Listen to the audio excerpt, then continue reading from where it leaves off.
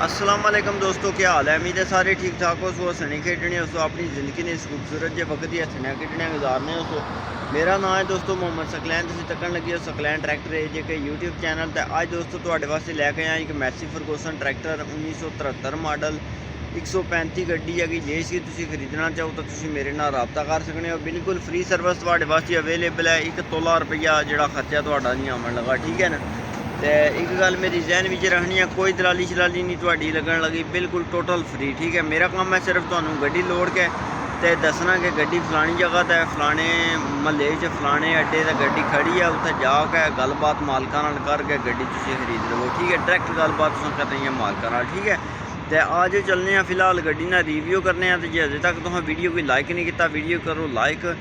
Channel की subscribe नहीं किया, सबसक्राइब कर घंटी वाला बटन नाल लगे है, उसी प्रेस कर गाल तो कर लवे कि मजीद आने वाली वीडियो है जी थोड़े तक पहुँची सके, ठीक है ना। तो आ जाओ पहले चलिए गड्डी का रिव्यू करिए।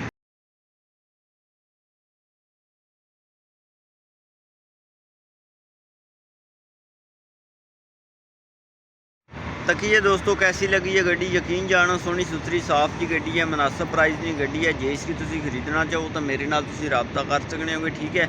तो मुनासिब प्राइस नहीं गड्डी जिसकी आखने ना वो गड्डी है कि ये गड्डियाँ ना जड़ियाँ 135 यकीन जानो ये बिल्कुल साफ तो बच्ची गड्डी लभ जाने तो जिंदगी हंडाने वाली गड्डी है। दूए नंबर दोस्तों इस तरह गड्डी ना खर्चा कोई नहीं, ठीक है। बिल्कुल लो मतलब तेल थोड़ा जहा तेल सूंघनी जानी है तो चलनी जानी है, ठीक है ना।